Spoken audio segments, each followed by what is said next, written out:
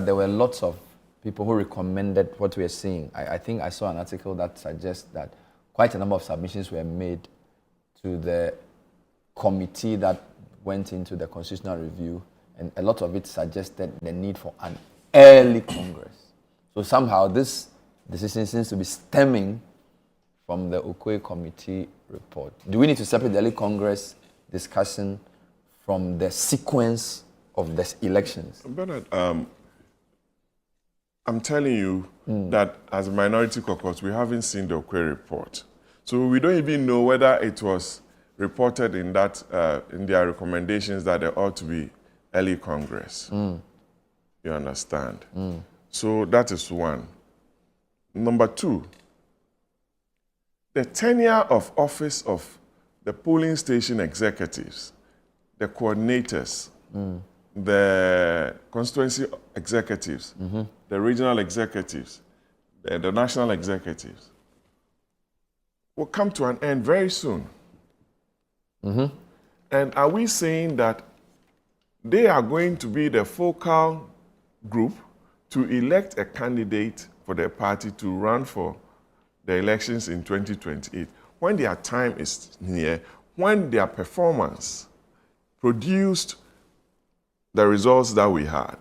Don't you think, as a reasonable party, and within the spirit and letter of our Constitution, find a way to overhaul the structure that gave us the results? I'm not saying that the polling station executives and the officers did not do what they had to do. Some did, some didn't.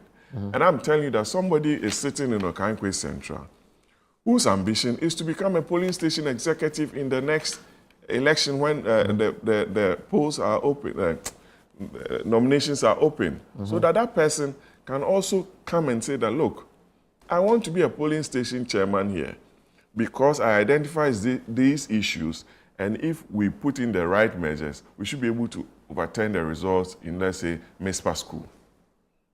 Somebody also wants to be a constituency officer, a regional officer, and a national officer. As we sit, our national chairman is indisposed. A big party like ours is on the shoulders of the general secretary. There's no interim chairman? No. It's the acting chairman, the first vice chairman, who has even called for all the national officers to vacate their positions. He has called for that? Wow. So I'm asking you, Bernard, as a party, we've gone through reforms, we've gone through changes that led to the election of President Kufuor in Legon and also in Sunyani, and subsequently he became the president of Ghana. This party has produced 2 presidents. We are fortunate to have 2 sitting former presidents alive. I'm calling on them to call for some action and order in the party, because this party produced them. If we are going through this turmoil, we ask that they call people around the table and have a heart-to-heart chat with them. Are you a member of National Council? I'm a member of National Council, National Executive. By virtue of my chairmanship as the chairman of the subsidiary legislation. Were you at the meeting they held to deliberate on this issue of the sequence of voting? Okay, there were 2 meetings on that day. And because of the vetting of the justices, I went for the NEC meeting. So when the minority leader came, he asked that myself and the deputy leader, Madam Patricia PJ, go to Parliament to take care of the vetting of the justices. Whilst he goes to the National Council meeting? National Executive meeting. That was in the morning. So we left the venue because I had asked the General Secretary when I got there whether a decision was going to be made for early Congress. And he said, oh, he wasn't too sure about that. But it could come up. So when I went back, the leader came after the first meeting, that was NEC, and told me that, oh, he was going to go for the council, but we should stay and continue with the vetting. That was what happened. But Bernard. Just a quick question.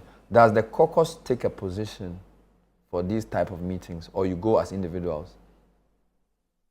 The caucus should have met to discuss the caucus's position. But you see, when I got there, I asked for the agenda for the meeting. and there was no agenda. So some of these things were originated by some people within the council. In the course of the meeting.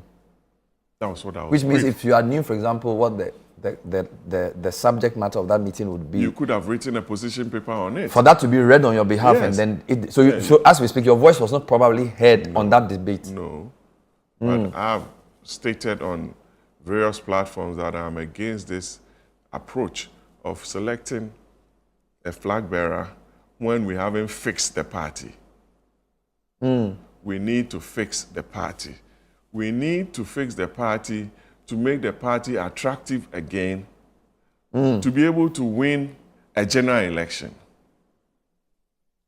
That is why I said we need a very organized and disciplined party to elect a president, not a flag bearer. Because those declaring to be flag bearers and what have you, what are we standing on? What are we going to be standing on to win a general election? What some of my people forget is that what led to our abysmal performance was the lack of public trust in our party. And we need to build that public trust and confidence again. Because it cannot be that you go into an election and produce this result and all you are interested in is to electing a flag bearer. Nobody does that. What I've been told, but I think I interviewed the General Secretary here, one of the things I heard was that sometimes you need to stop the war of attrition. And I suspect they feel that there are too many elections. All these levels of elections will further divide the party. And because the party is already divided, if you meant it by choosing the leader, those at the bottom have no reason to fight because they will all have to rally behind the leader. That's the logic. I'm not saying I agree with the logic, but that's my understanding of the logic. I've been in this business way before the General Secretary. I'm telling you with all due respect. I was in Sunyani for the election of President Kufuor. The contestants at the time, Malik Alasan Yakubu, J.H. Mensah, J. Kufuor, Nana Akufo-Addo, Kofi Kunedu Apreku, Kodua, and co. Big boys in the party. They all respected the will of the Congress that elected President Kufuor because they put in place the right measures and everybody saw the transparency in the process. And they respected the party's choice. My view is that if you don't take care and you purport to rush the process and somebody feels the process was skewed one way or the other because the Electoral College was not reformed to reflect the times, how can you call that person to come and join a campaign wholeheartedly? That must be a source of worry to any of the aspirants who are declaring or who have declared so far, that you need to carry the entirety of the party, the spirit and the body of the party behind you. I'll give you one example. When Nana Akufo-Addo beat Alan Chemartin in 2014, Alan Chemartin followed Nana Akufo-Addo, President Akufo-Addo, Yes. Excuse my language, Yes. across the country, and was even the one introducing him before he spoke on the campaigns, because he knew the outcome of the elections was fair. That was under This is 2014. Foko and Agyapong. That gave us that big victory because there was transparency in the process leading up to the election of parliamentary candidates and also the flag bearer. And you saw what happened when people were not given the opportunity, suspension here and there, you are not qualified. It gave us that result in 2020. Like I said earlier on to you, that we're being told spiritually to look internally and reform, but it fell on deaf ears. But I want to believe people have started writing opinions about the Constitution. Yeah, the Constitution may say one thing, but you have to also look at the realities and how reasonable the processes are, so that the true will of the delegates or the party is realized to enable us present. So let me just understand the position. You're saying that the choice of, or the decision to choose the flag bearer before going through the process of choosing national officers, regional officers, constituency officers is the wrong sequence.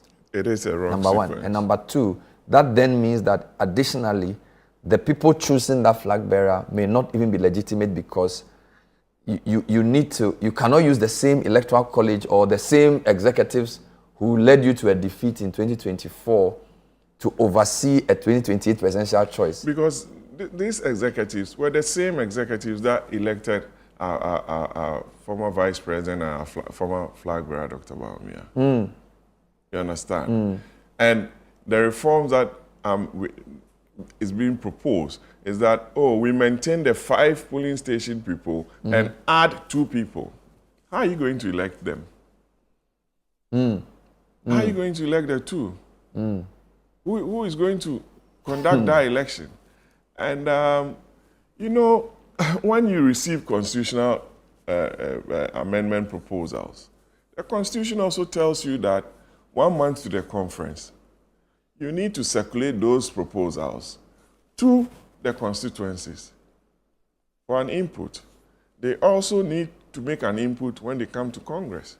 You didn't see those? I haven't seen the proposals. I'm a constituency member. But they will bring them to Congress. I'm told they said they are doing conference also in July.